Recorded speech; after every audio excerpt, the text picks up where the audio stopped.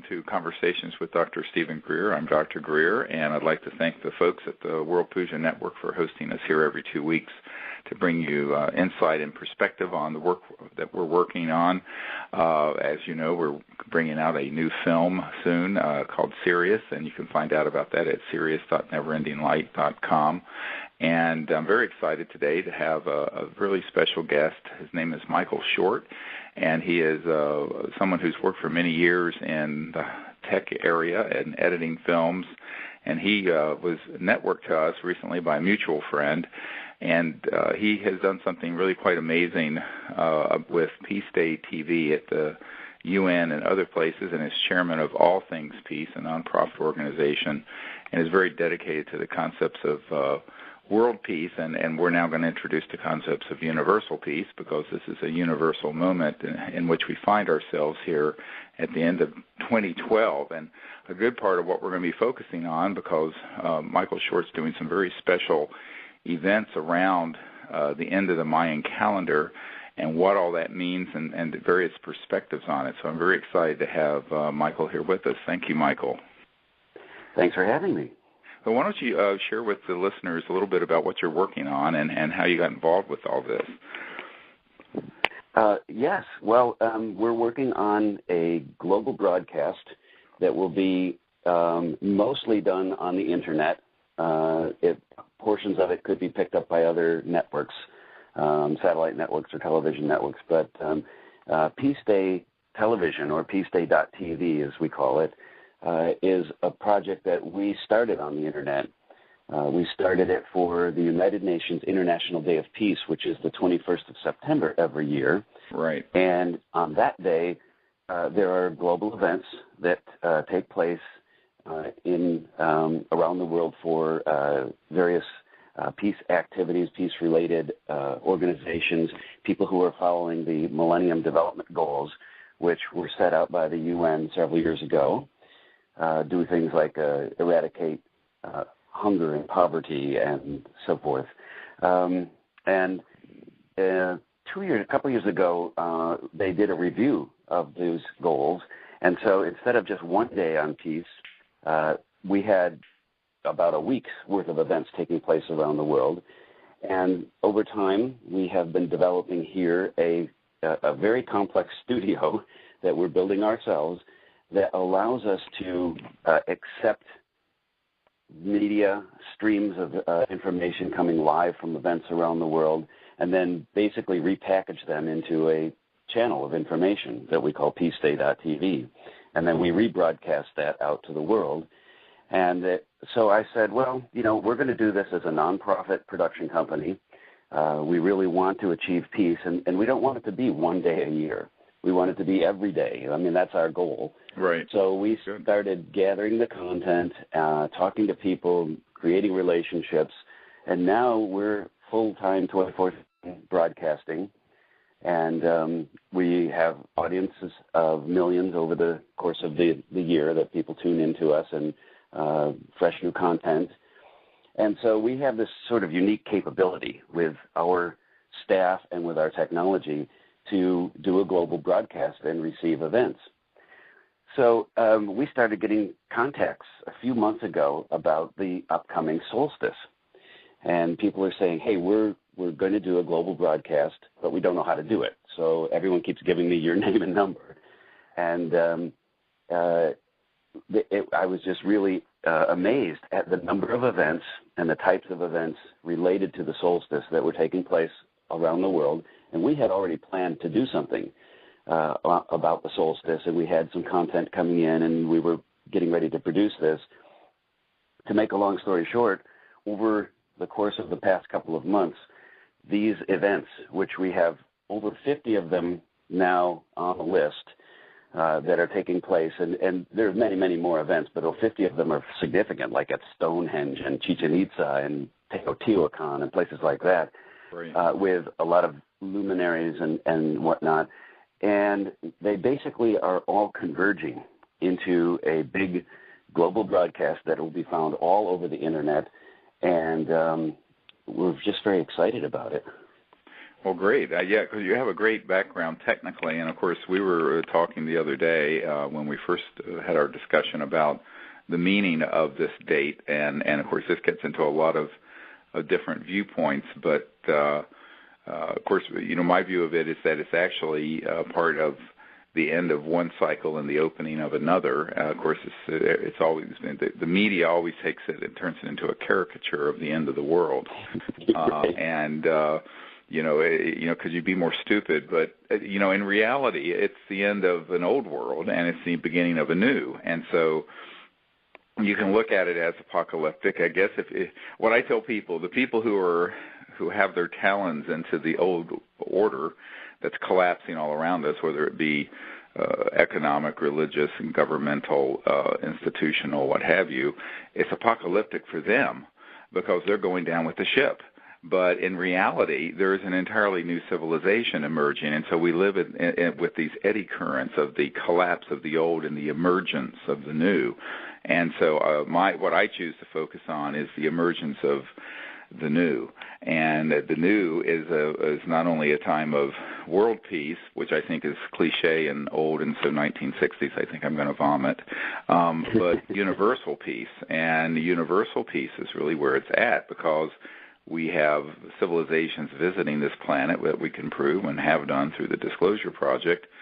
SETI is making contact with these civilizations in various transdimensional and interesting ways, and this is totally off the radar scope of most people, and yet here we are emerging as a universal civilization, and that's what's really exciting. And with it, I think we're going to have to emerge into a period of not just universal peace, but also the concepts of universal physics, because the physics and the science behind this time is what's also going to parallel the development of consciousness and higher states of consciousness.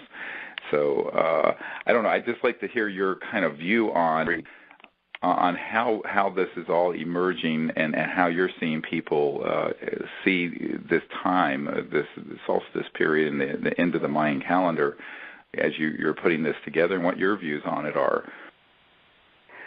Well, for one thing, the Mayans don't believe it's the end of the world, and they're going to make a statement live on the broadcast about that. It really is the beginning of a new era for them. We've also gathered a bunch of elders from various Aboriginal tribes, including the Hopis and others that have their own prophecies, which kind of coincide with that. Right. So, and they all agree that this is a new emerging age that from my personal experience, and a lot of people don't know this because I don't share this because I don't basically have the opportunity, but I have had many sightings of UFOs where I have had telescopes and witnesses and all kinds of people with me, so I'm not alone there. And I've had contact, not directly, but I've been contacted as early as the 90s by people saying, they know that in the future you're going to do something to help get the message out to many people who need to hear it. And I think that that's what's going on now. I have been putting together the treatment for the show, and I started with pure science, like I said, the physics of things, and I'm really amazed at how advanced science is.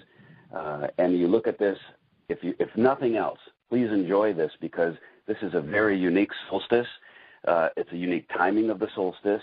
Right. It is the end of different great cycles, like this is the Mayan Baktun, and it's the 13th one. Although there are experts coming on the show that have found new calendars in Guatemala and new hieroglyphics that say that there's more Baktuns ahead. I mean, they don't obviously they don't think it's the end of the world like Hollywood thinks it. But it's also the end of the grand procession of the zodiac. Right. And there really is a galactic alignment, the center of the galaxy. So if nothing else, enjoy the science and enjoy what that means. But as I have been researching it and talking to the people who are around the world preparing their events, I'm finding that it's fascinating that the story is that there is a new age. Even the Kali Yuga, which we're in now, says that we're close to the Golden Age. There's various people who believe that there's an enlightenment coming, a higher consciousness. And I think that's the glue that I'm finding with, if you're thinking about UFO encounters, if you're talking about a society that can benefit from free energy devices, if you're talking about return to the respect for Mother Earth, and cleaning up the pollution and return to the ways of organic gardening and things. Whatever it is, this higher consciousness comes out in all of the stories.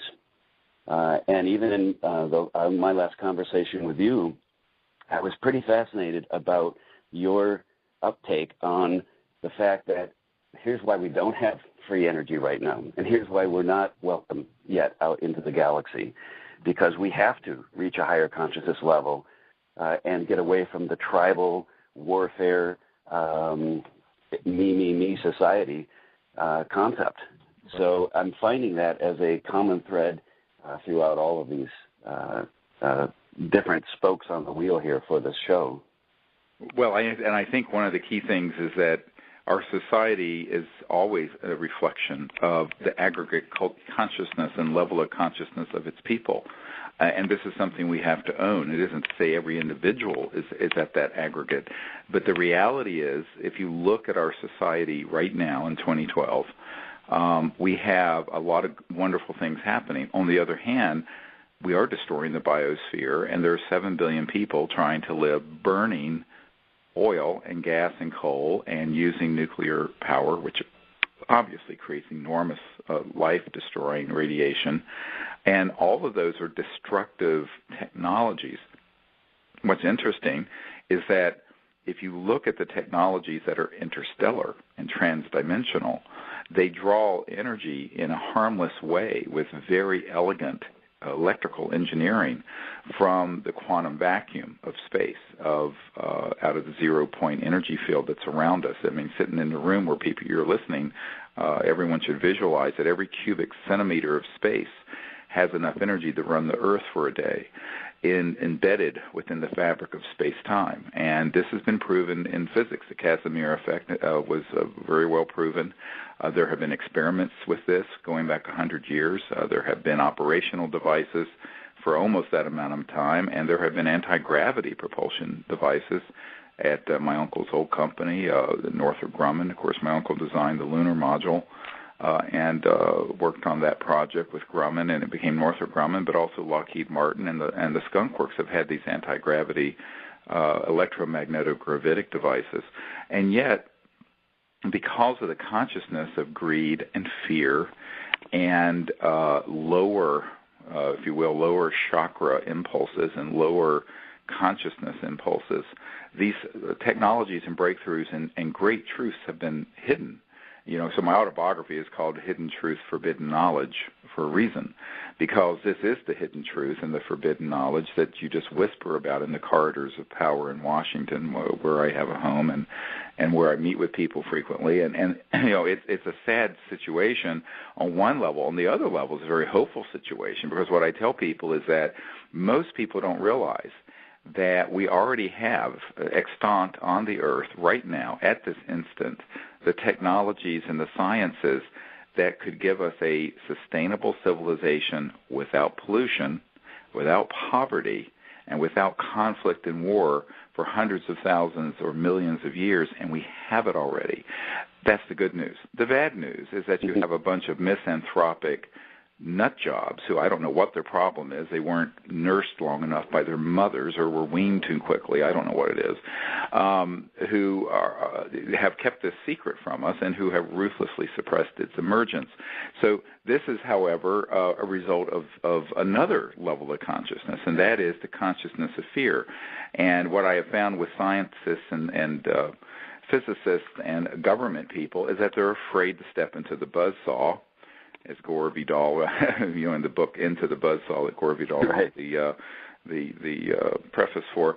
of controversy on this issue because the issue has been pigeonholed into something ridiculous or ridiculed, but also because they're very powerful interests. You're stepping on their toes. You're stepping on the toes of the big multi-hundred trillion dollar oil, gas, and coal interests. But this speaks to then why. Why hasn't the public stood up to this? And ultimately, I was recently reading in the New Republic a very interesting article written by someone reflecting on how people give their power to tyranny, and that this is that the tyrant is actually, it's like when you see Muammar Gaddafi crawling out of a sewer, and you see Saddam Hussein coming out of his spider hole, and you see, these tyrants, and the ones that are the secret tyrants are the worst. They really are very pathetic little people, and yet we, the people, have given our power over to them.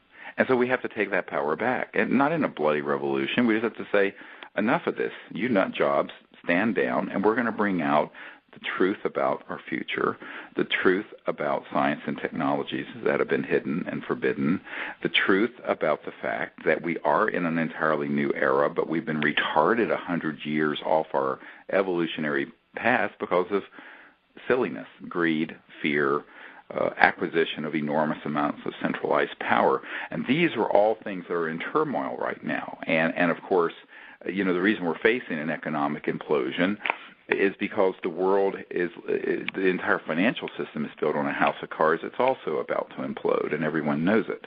So this is all because of the reflection of not only people who have been in leadership position, but the people willfully being either ignorant or apathetic.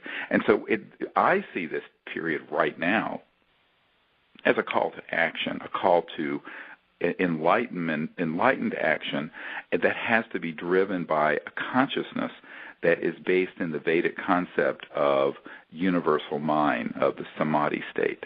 Because you cannot bring this sort of information out into a level of consciousness that would then take it and flip it right back into a weapon to create more wars. So the consciousness behind it is the central thing that has to be developed. At the same time, the information and the actual physical technologies come out. Now, that's a lot to line up. It's like the slot machine, and you have to click, click, click, click. But I think that's what this is all about. I think this period in time is about everything lining up, click, click, click, click, because it has to be not only, it's not either or, it's and it's going to need to be consciousness and higher consciousness lining up with science and technology, lining up with the spiritual courage, the Shambhala warrior state, to stand up to people who would try to dominate the situation of a lower consciousness. And this does not mean violent conflict. It just means learning to say no to people who people tend to cower in fear of.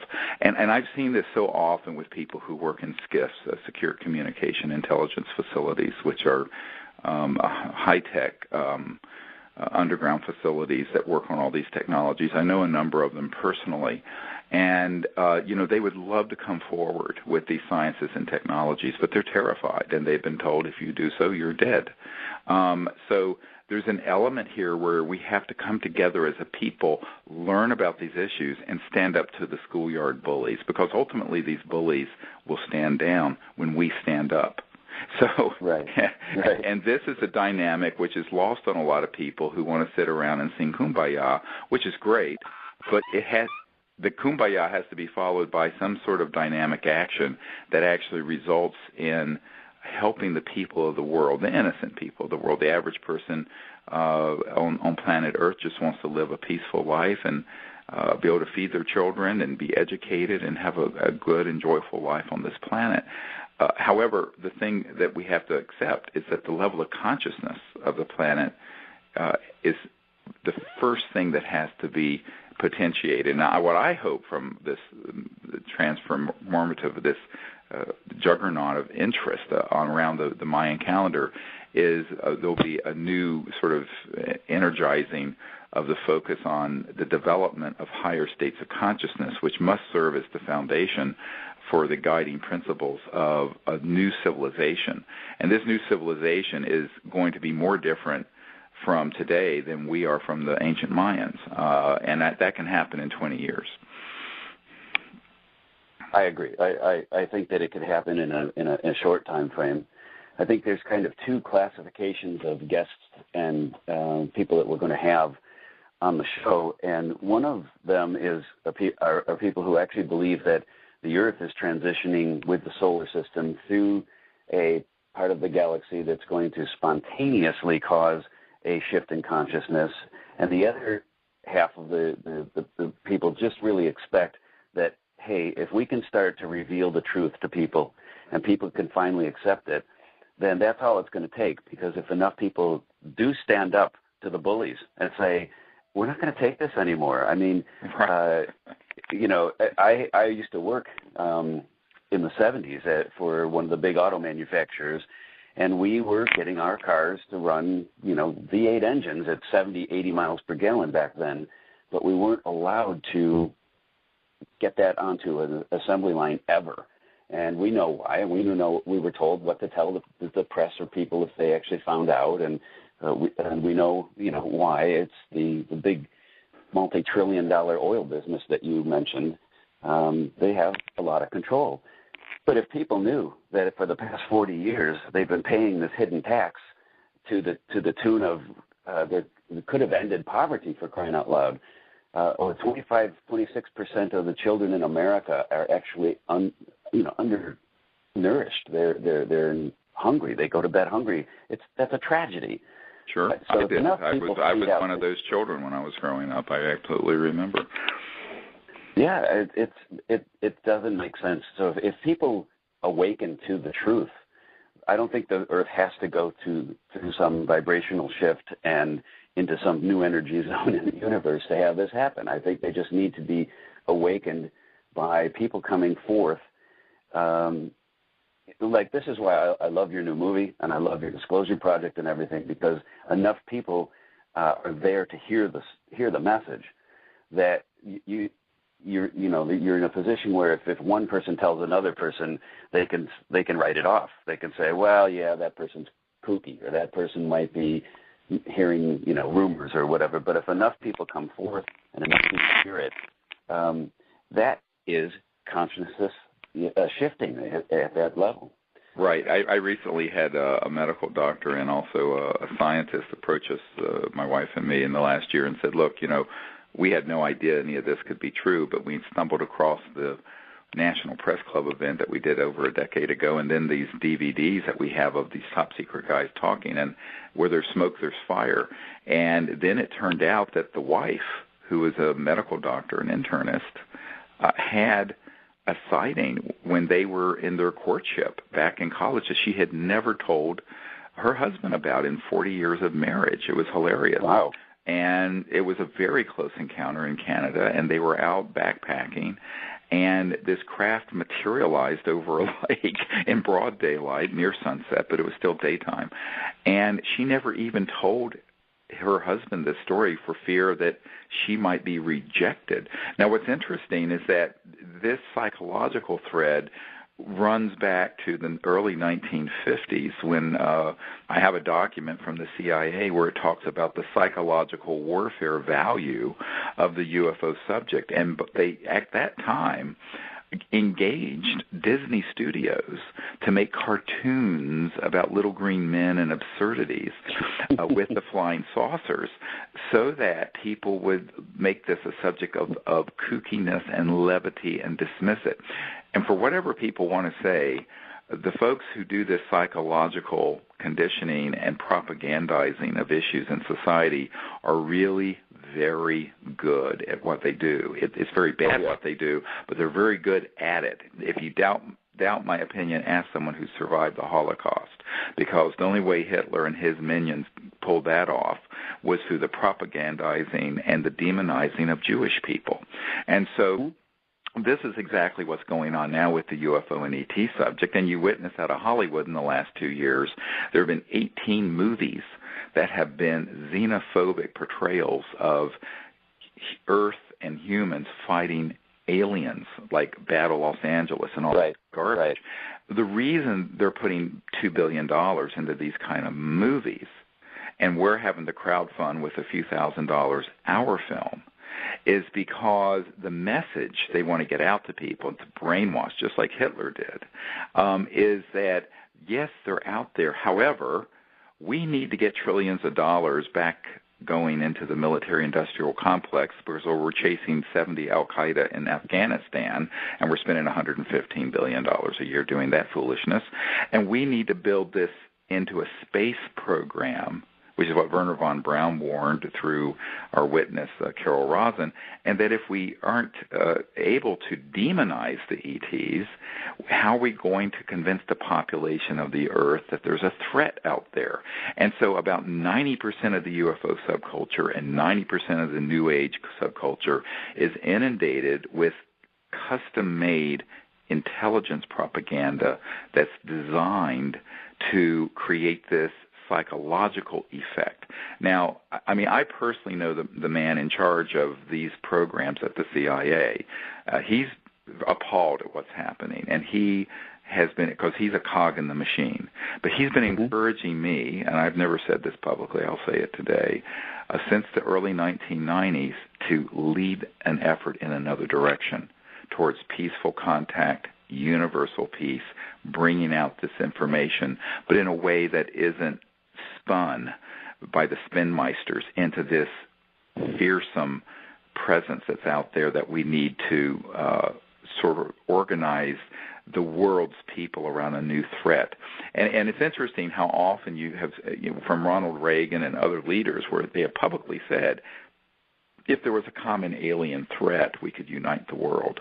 Well, why I think this is a very backward way of looking at how we can create peace and unity, is to create a bigger enemy in space. And this is what these nut jobs who really want to propagandize this. And so there's a risk with disclosure. I wrote a paper many years ago called When Disclosure Serves Secrecy. You have to be very careful. Whose disclosure?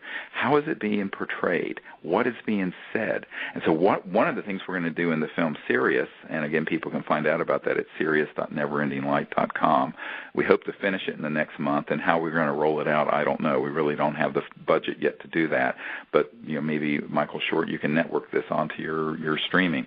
But what we need to be able to do is convince people that there is actually no reason to be afraid of anything going into the future except humans manipulating each other back into this dark corner of war, which I want to tell you a little interesting story since you're involved with the UN, and I don't know how much you're involved, Michael, with the Office of the Secretary General and folks like that. But back some years ago, there was a UN Secretary General named Boutros Ghali, and he's Egyptian, by the way. And I don't know if you knew him or not, and his wife.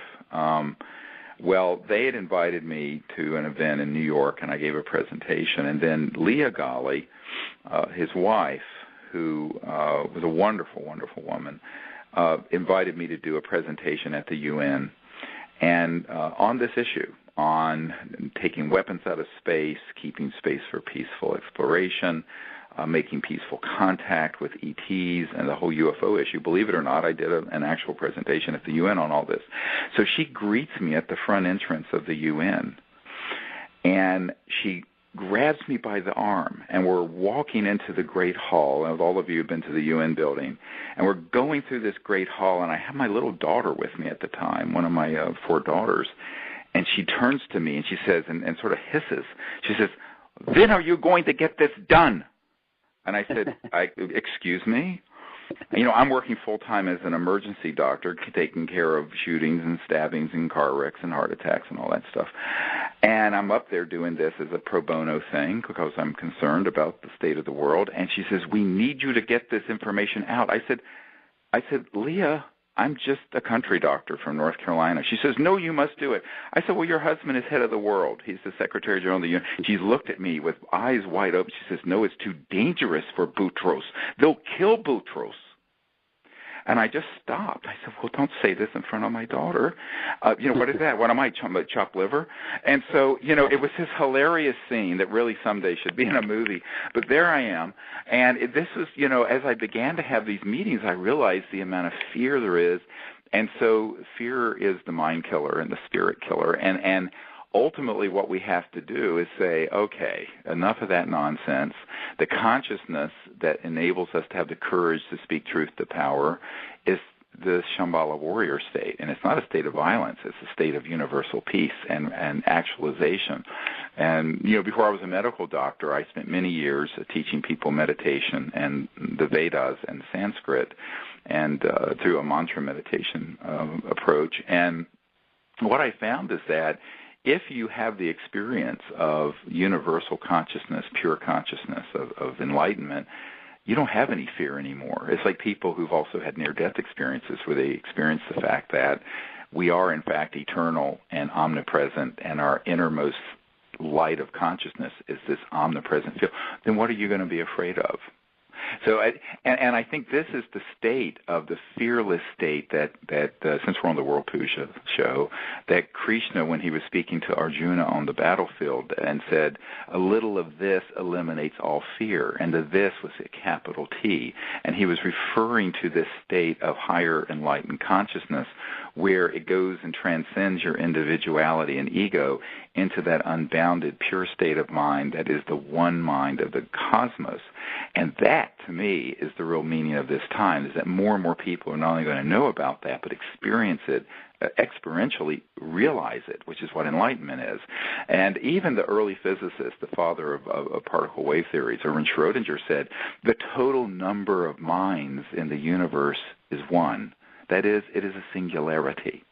And so the experience of that singularity creates the ability to stand up to someone at the CIA and say, this is nonsense, and you've had a nice ride for 50 or 60 years doing this. It's time to change. Now, a lot of people are kind of appalled when they hear this. And I said, no, I met with the head of Army Intelligence once, and he threatened me. I said, look, you get in my way, I'll see that you're in Leavenworth. Move.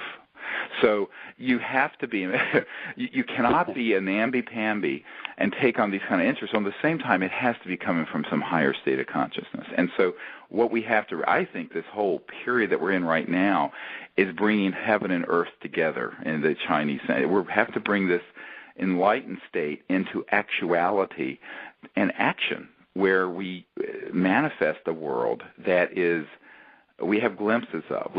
I can see the future that awaits us. It's been forestalled, unfortunately, for longer than it should be, but it can definitely appear. And I think this is about bringing the people into that process, because the morphogenic field that Sheldrake talks about, the more people who come into this state of understanding, the more it potentiates it non-locally to people who don't even know it yet. So the nature of mind and consciousness and space and time is that it's a self-aware conscious universe. And so when people begin to realize this information, it really has an effect on folks globally and I think even interplanetarily. I always tell people this is not just an Earth phenomenon. This is a universal phenomenon. We're not in an Earth cycle. We're emerging into a universal cycle. And this is something not talked about since we tend to be self-centered. In reality, I think the period we're emerging into right now is not just a big transformative moment on Earth, but it's happening on multiple planets simultaneously, and it is a universal cycle. Wow, that's amazing. I mean, you've inspired me with my allthingspeace.org is my 501c3, but you've inspired me because I've been concerned since the 70s. Back then I read a report from a think tank about how to extend the military-industrial complex. And in that report, they actually said, use war in the vernacular over and over again as a solution. The war on poverty, the war on drugs, and eventually introduce a war on terror, because you can't prove a terror. And everyone's afraid of the lone assassin and the terrorist. But even that's going to get old. And this report said you have got to create a illusion of a war against aliens, because the average person just has to take your word for it that they're being invaded from outer space. I read this in the 70s, and I watched everything unfold with the war on drugs and the war on poverty and then the war on terror, and now I see the Hollywood kicking up the story, which is really just it's controlling the message, it's controlling the thought process, which Hollywood and Madison Avenue and the like, they're very powerful and they're very good at what they do. Right. I was in a meeting in Madison Avenue where they said we are trendsetters, and they were bragging to each other. They said we're going to set a new trend. This was years ago. They said the trend's going to be body art and tattoos, and within 10 years, that became more than a fad. It became really, really popular, and they did it through controlling the message in every aspect of the media. Right. So I'm thinking we shouldn't be trying to achieve just a global peace or peace on Earth. It should be a galactic peace. It should be, universal peace, as you say.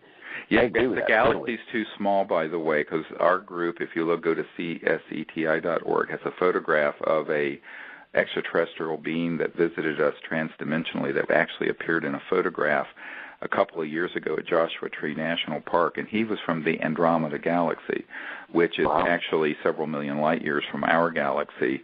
It's the closest galaxy, and this was an actual contact. This is probably one of the most important photographs ever taken in history, and it was very real. And we had a group of people out in the desert using the remote viewing and consciousness protocols, and a sphere appeared, and then someone took a picture, and in this picture is this man waving at us, and he is clearly not human, but we later learned, he told us mentally that he was from the Andromeda Galaxy.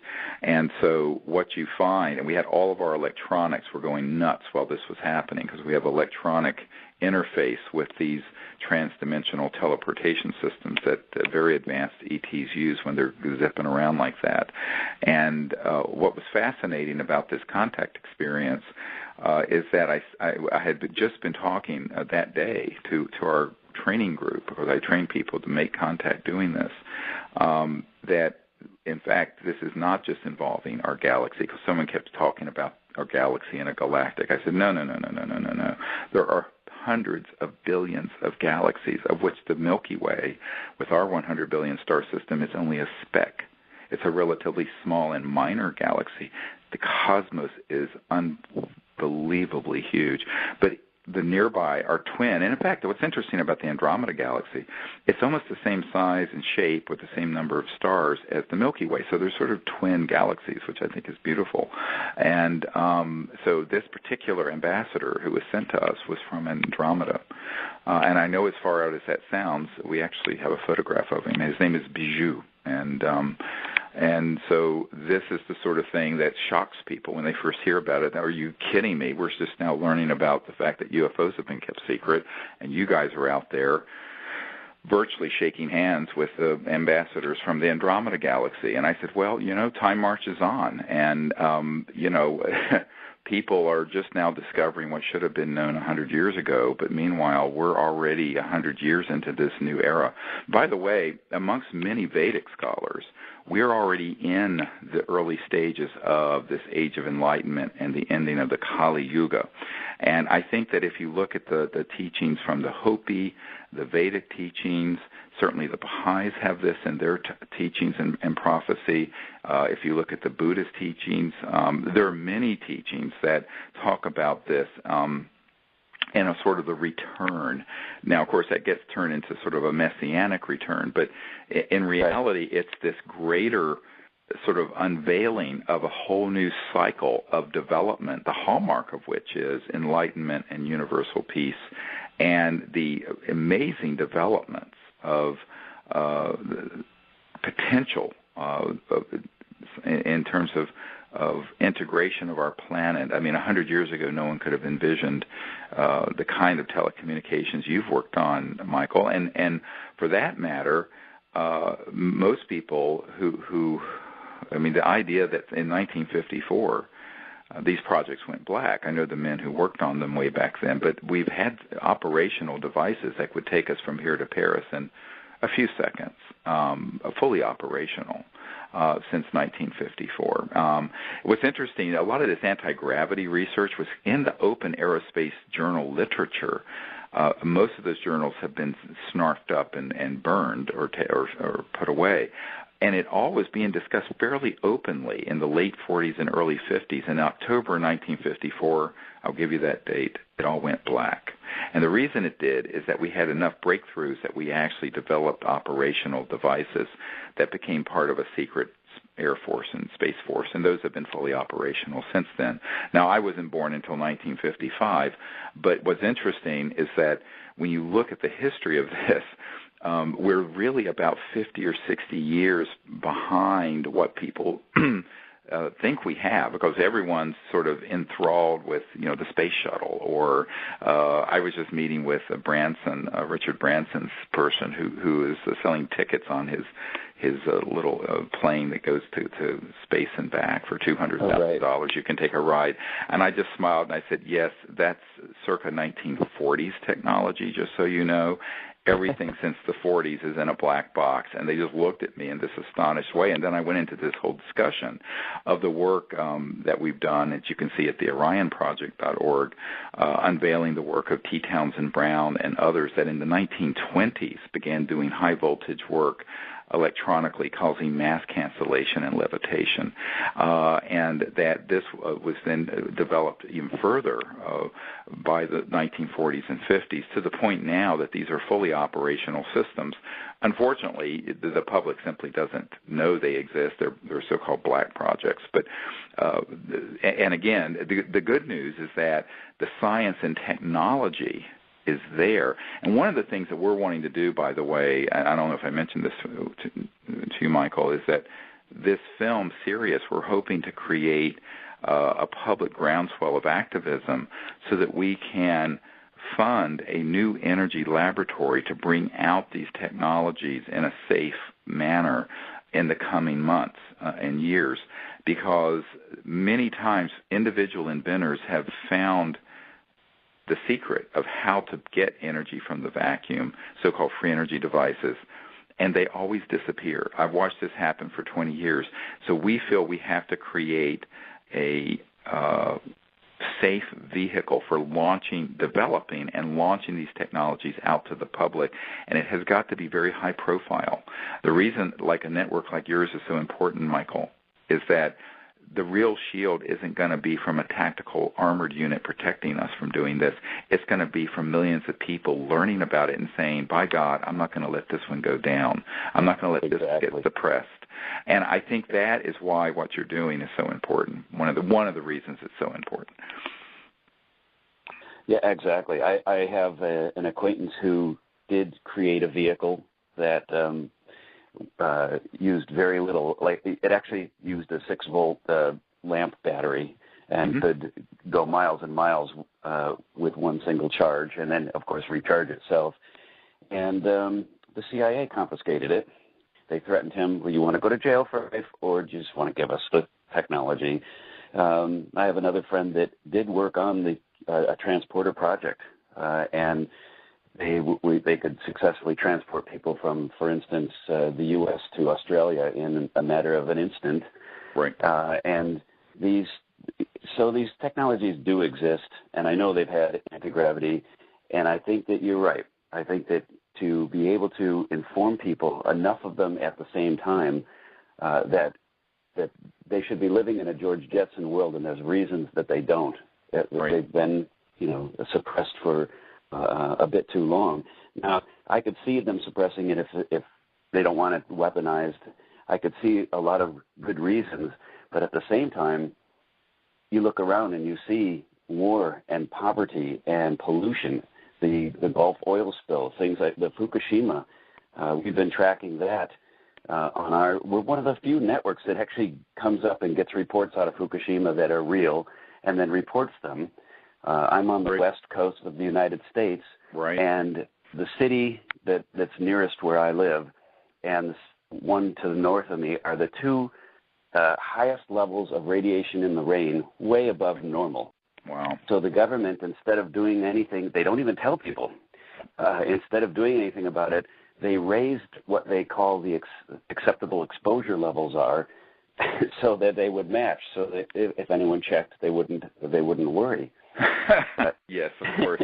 Just change the data point. They do. So yeah. So. By the way, do any of these gentlemen that you knew that had these technologies, are they still alive, or would you think they would work with a project trying to bring these systems? Oh, they would. As a matter of fact, I've had 2 offers by 2 different people who claim to have credible free energy devices to make announcements of such on the broadcast, and I'm very cautious about that. I don't want to get anybody in trouble. However, if I do have a big enough audience and these people are willing to, one of them is not in the United States at all. Right. So he's willing to make that announcement, and I have to be very clear. There have been announcements over the years, like the Steorn group, but then they all disappear. What I would suggest to you, what would be more useful, hook them up with us so that we do this in a way so that we verify it, reproduce it, bring it out, and have about 1 billion people know about it all at once. That's really what we're going to have to do with this. Almost 1 billion people saw the Disclosure Project event in 2001. We're going to have to do this in a strategically very sophisticated way with verification, reproducibility. All the sine qua non of science is of course, reproducibility. And I think that this is something that, these sorts of folks, we need to pull our resources together and do. One thing that would also be helpful is that your experience with the automaker is suppressing the very high miles per gallon engine back in the 70s, and these other accounts that you've related, particularly the one about the next phase of war being alien war. That would be a very important thing if you'd be willing to be interviewed by the film Sirius. We could hook you up with our producers there in L.A. because I think that it would be great if you would say that on the record. We're looking for people who've had direct knowledge of this to say it on the record, like Carol Rosin did when she talked about Wernher von Braun basically saying, look, they're going to hoax a threat from outer space. And this was part, and that, he also said, quite separate from this document you read, he said to her on his deathbed, he had liver cancer, and Wernher von Braun, who, those of you who don't know, invented the rocket for Adolf Hitler, the V-2 rocket, became part of our space program in the United States. Wernher von Braun said that this was an appalling, maniacal, and stupid scheme, but that what they would do, they would first have the Cold War. That would be followed by nations of concern, and then it would be followed by global terrorism, and then it would be followed by a threat from outer space. First they'd start talking about asteroids, and then after that they'd bring in the whole alien threat. And he says this was all being planned and discussed in the 60s. So here we are in 2012, and all these movies are coming out, and the UFO research subculture has completely been frankly infiltrated by these sort of this kind of thinking. And unfortunately, we need people who are going to, I liken it to the Wizard of Oz standing behind the curtain scaring the bejeebies everyone with his crazy machine. We need folks like you, Michael, more people like you to come forward and just pull that curtain back and let people take a peek at what kind of deception and nonsense is really going on, because we can't afford to be fooled again on this one. It's like the song in we won't be fooled again, but we can't afford to be fooled again on this one. This is the big one. I mean, Vietnam was a disaster. The Iraq War was a disaster. All of that, 9/11 was a disaster. But this is the really, really, really big one. We can't afford to be fooled again. And so we need folks like you to step up to the plate and put this on the record that you have seen things like this. I mean, I'm just making that as an appeal to you right now. Well, I am officially stepping up. This is one thing I'm doing anyway. That's why I'm creating this broadcast network. We have some interesting technologies we're going to be releasing too that will free people up from sort of the specter of what's been going on with propaganda or with a repression of access to information. We'll be able to help that out. But yeah, if people knew that when they figured out how we were getting such good gas mileage, that they even reformulated the gasoline. And I don't know if you ever hear those ads where you're going to leave your lawnmower in the garage all winter. You have to buy a little bottle of stabilizer to put in the gasoline, right? Because the formula now is much less stable than it was in the 70s and prior to that, because they don't want us doing what we did to get the better gas mileage. Correct. And so there's just so many instances of this and examples of this that I think that if people knew, and you listen to the politics of the day, and right now they're arguing about taxes, no new taxes. There's this fiscal cliff coming, but if you look at, for instance, every day when you pump gas into your vehicle, you're paying a hidden tax because you should be getting 200-300 miles per gallon by now, because this was 40 years ago. And probably, I think about 6% of the gasoline you put in your tank actually powers the vehicle. Correct. It's that inefficient of a device. That's right. Invented well over a century ago. Right, we're Mercedes with the internal combustion engine. I always tell people who think we're so high tech with their iPhones and all this nonsense, and I said, yes, the digital stuff that was reverse engineered from the ETs has come out. Everything else hasn't.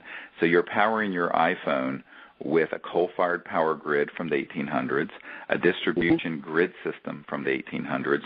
You're driving around a car, and I don't care if you have a Mercedes Maybach or a Rolls-Royce, it's an internal combustion engine from 1888. And if you're flying on a jet, jets were invented in the 1930s.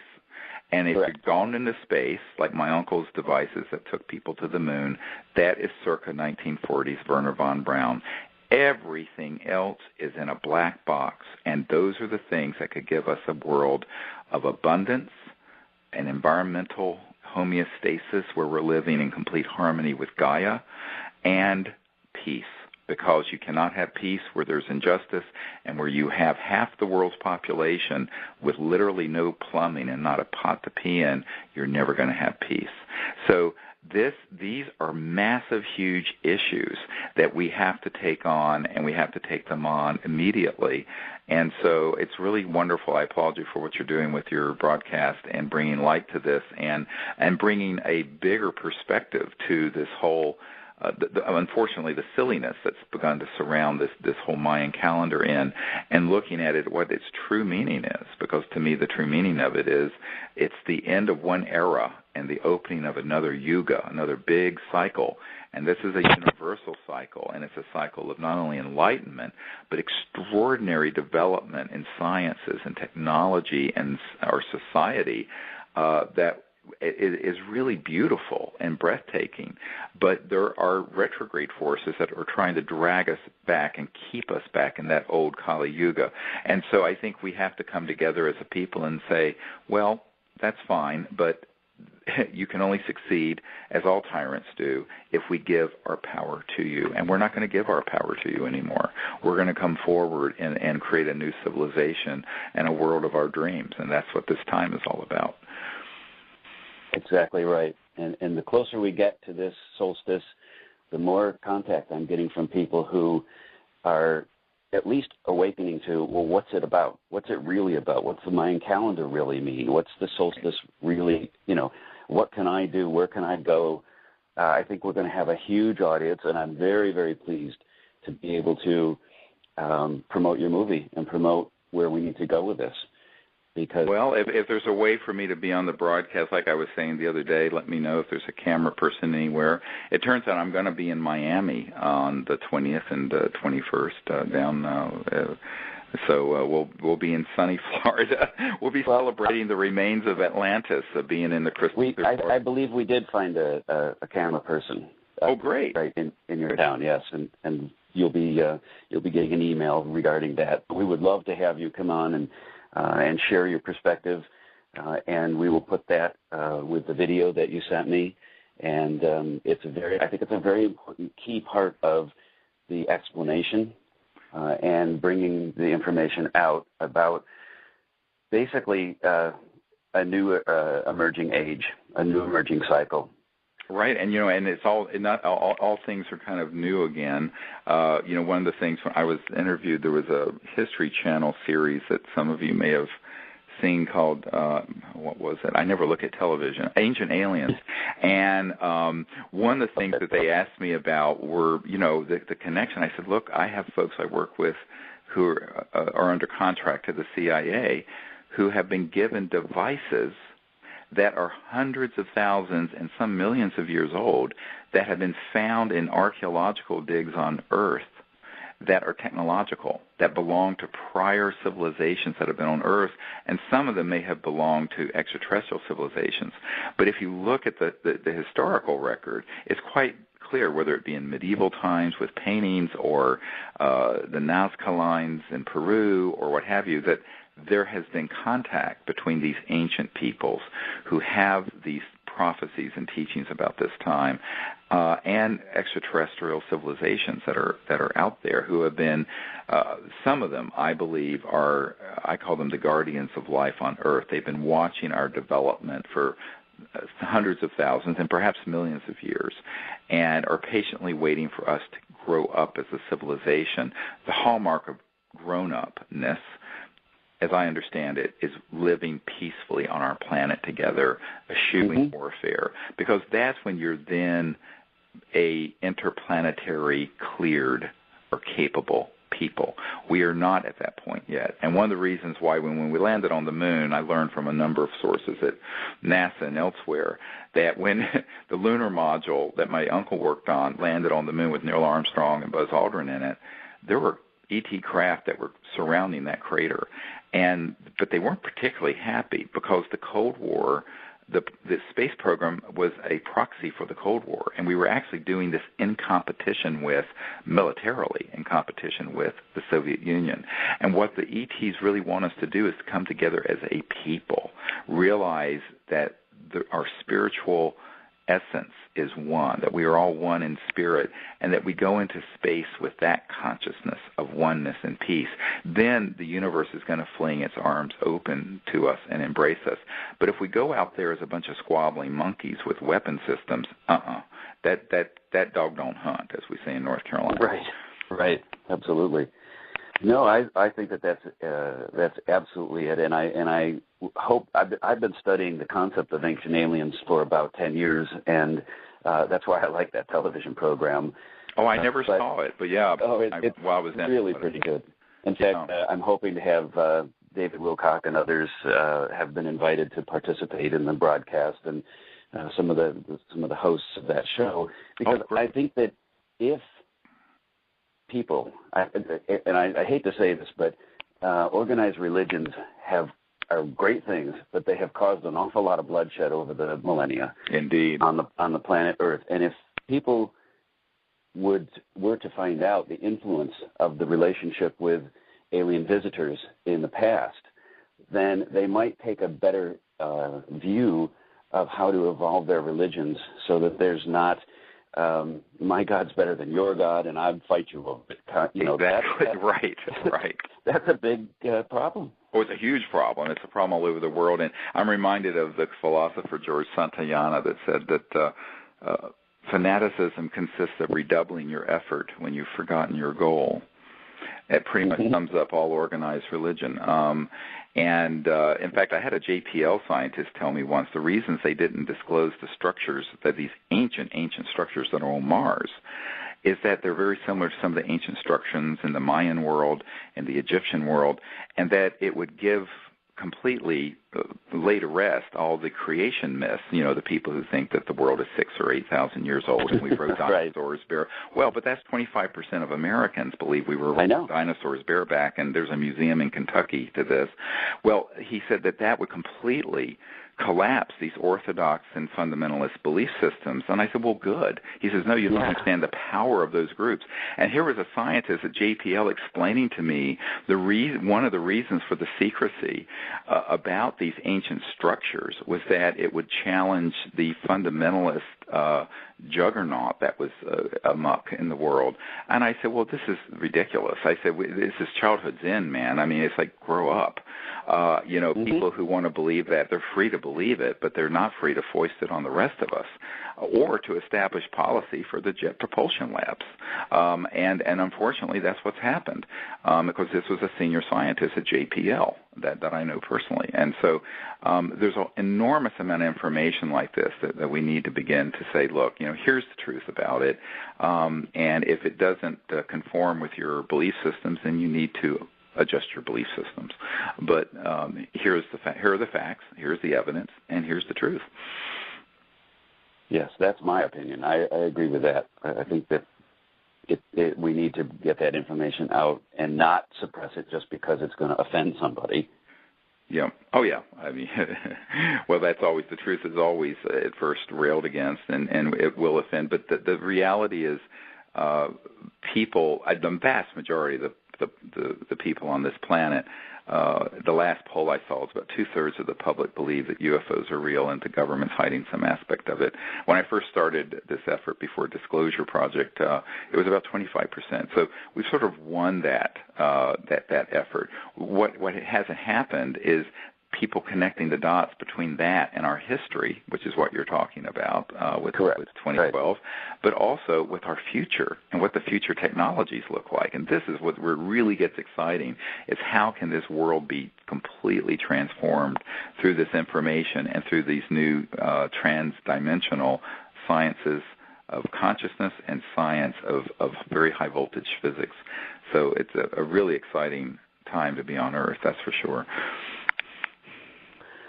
Absolutely, I couldn't agree more. It's something, and it's going to be. I'm making a movie as well, and we're doing the script now. And it begins in the late 1800s when there was an explosion of science. Really, my great grandfather was one of the people who invented a light bulb, has a patent on it, invented the telegraph, and then he was one of the first to create a voice transmitter that would transmit over the telegraph lines.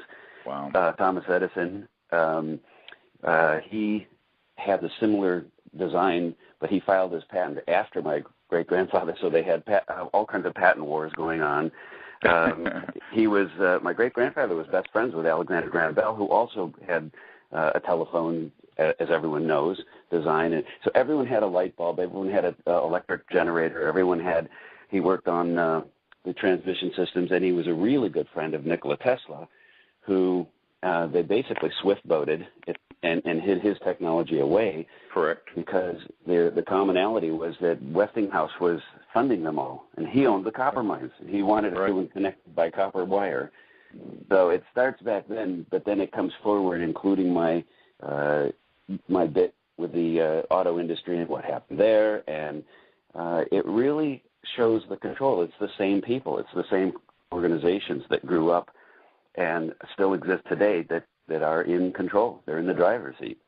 So well, actually, I think there's a higher consciousness in the driver's seat, and that's what we have to sync up with, and then that worm will turn. Well, we're about out of time, Michael. I thank you so much for all your information, your great work you're doing. I just wanted to introduce you to our audience. I think you're doing fantastic work, and thank you for being with us today. Well, thank you very much. It was my pleasure. All right. We'll talk to you again soon. And again, thanks to all the folks at World Puja Network for hosting us here every 2 weeks. This is Conversations with Dr. Stephen Greer. And until next time, keep looking up. Godspeed. Bye-bye.